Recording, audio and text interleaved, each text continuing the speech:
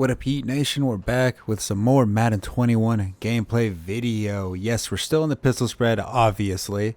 And as long as you could look at my team, we're cheeks, but we're still clapping some, you know what I mean?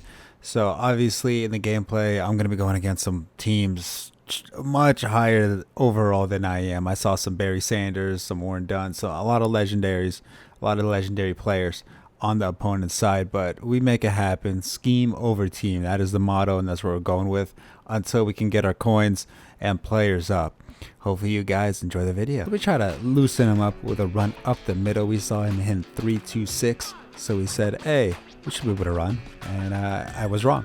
I was not able to. So I see him in man, the ever so famous man, and we hit the running back on the sideline, turn it upfield for 15 yards.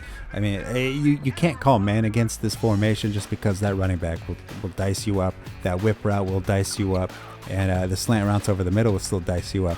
So luckily, this man defense meta hasn't really affected pistol spread. If anything, it has only made it a lot more powerful. So, I mean, we just got gashed or hit sticked up the middle by Aaron Donald.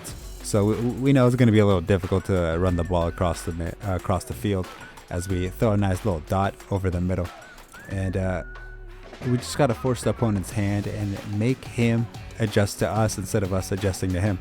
We're double teaming his D lineman because getting sacked isn't very fun, as Gus Edwards gets us 9 yards somehow.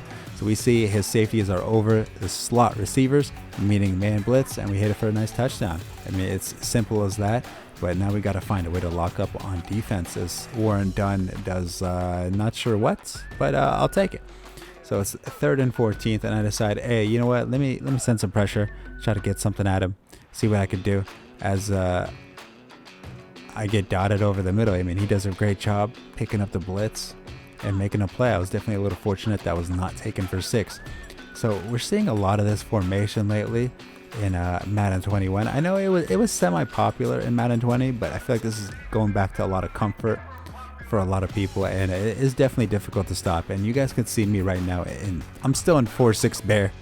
I still have not picked up my defensive playbook because I looked in the auction house and there's still like 30,000, and obviously I cannot afford that at this juncture. And so I'm saying, hey, I just got to make it happen.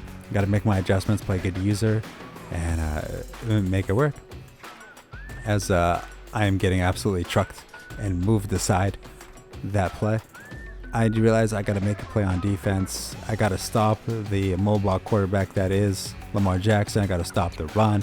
There's a lot going on right here. I'm trying to make some adjustments. As I accidentally user guard 3 routes by once. I mean, that was a bad route concept the opponent ran right there. So I shaded up because I knew the crossing route was coming. I tried to get in there, but luckily Sean Lee did for me. I mean, I had him on a crow flat, shaded upwards, so I was definitely fortunate to see him in position with 1 minute left, 3 timeouts. If I can get a field goal, I'd be sitting pretty. So we go with the running back off the sideline. A little tidbit I've noticed that if they're in a cover 2, the cornerback will play the receiver long enough for you to be able to attack the running back and be able to turn it upfield. I don't know if this is a ratings thing or that's a actual interaction that it was intended into the game. I'm definitely going to test that out a little bit more, and then obviously when I make my full scheme video for pistol spread, you guys will see that tidbits. As we're seeing the slant over across the middle beat man because he is overselling for the running back. And I mean, that's the whole name of the game. That's Madden. You know, make the user go one way and attack the other side. That's how you stay successful for a very long time and over a long period of games. So we see him. Just need a couple more yards to kick in a field goal range. We were to gash him for a decent gain. And we go up 3 points. I mean, right now, I'm very happy with my position. I feel like I'm in a good spot. We know what he wants to do on defense. We just got to execute a little bit. And he switches formation on me, goes to gun trips tight end. And I skipped it to a 4th and 3rd. And he hits us with a deep crossing route with a backside in route. That's very difficult to stop. And but we've definitely seen it. That's the very popular dagger concept that we saw in Madden 20. So I mean, I've seen it a bunch. I kind of know what to do. You know, execute. That's just a difficult part. We see the long crossing route across the sideline, and then the backside in route. So, you know, we know what's there. We just got to execute and stop it. But unfortunately, when you're selling out to stop the run, that little bubble screen right there is going to say what's good and take it in for a touchdown. So our opponent had a very good comeback drive right here. I mean, he executed to the fullest extent on what he had to do and what he wanted to do. He ran the ball, he passed the ball, he did a good job there. So we hit the drag route for the first time over the game because, I mean, that was one of the few times he did not call man as we get hit sticked once more time. And this is probably the clutchest play. This is the play of the game right here, 3rd and 5 over across the middle. Tyler Boyd, I believe that is, makes an absolute clutch catch for your boy.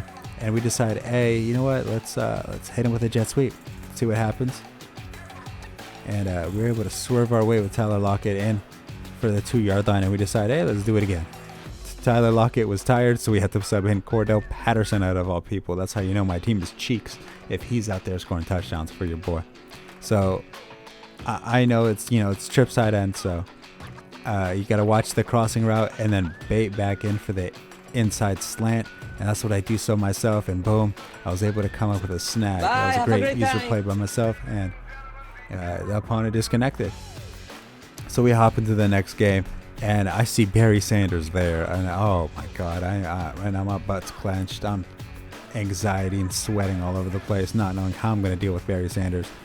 And we actually did a decent job locking him up, but the issue is we didn't do a good enough job. So he was running the ball up the middle, getting 4 or 5 yards. So he was still able to move the ball downfield. He was able to milk the clock, frustrate me, tire on my players. Straight up pissed me off. It was a straight up a Madden 20 game where everyone was just running dive and stretch against him.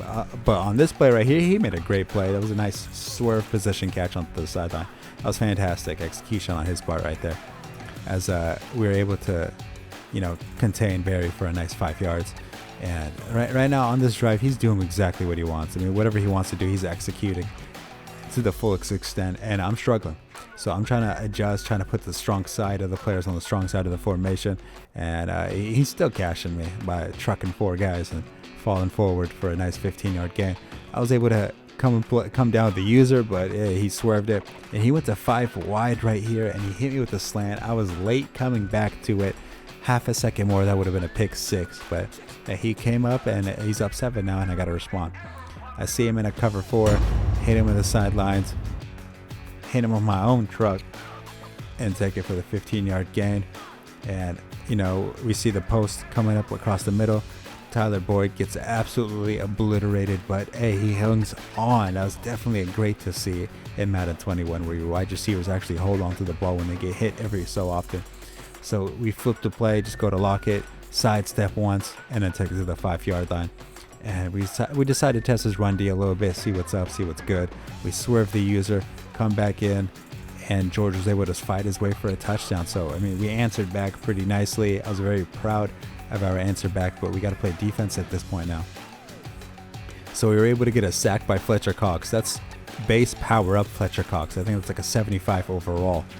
Fletcher Cox. I mean, I couldn't believe that he was the one out of all people bringing pressure, and he did it again with another sack fumble, and we were able to recover it. I mean, with 2 minutes left, we were able to get the ball into the 10-yard line. That's the best case scenario because we can waste a little time, and then Tyler Boyd does clutch things once again with another touchdown. So, I mean, we're up 7, and I fast forwarded it completely to almost the end of the 3rd quarter. I mean, he was running the ball 2-3 yards every single play, but I mean, he was still getting first downs technically, killing the clock and frustrating the hell out of me.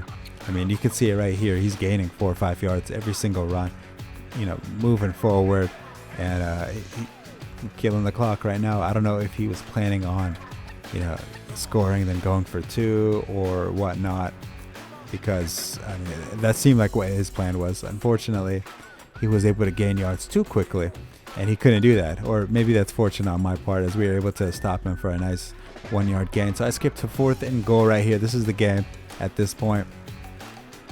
I sold out for the run. I went to the slant. I tried going to the running back.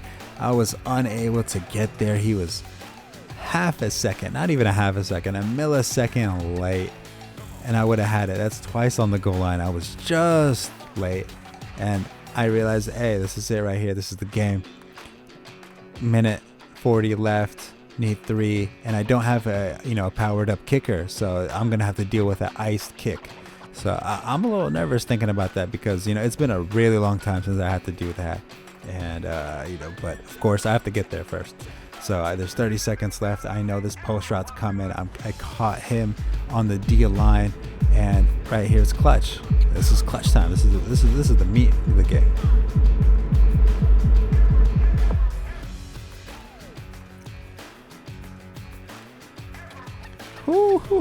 We were able to clutch it up with the ice kick. I was definitely proud of myself right there. I don't think I've ever had to do that because, for the longest time I remembered I had abilities on my kicker, so not having it was definitely different. It was a great game. Definitely always fun when it comes down to the wire. Unfortunately for the opponent, I was just able to make more plays and come out on top. So if you guys liked the video, please like, subscribe, and leave a comment what you guys would like to see. Good luck, everybody.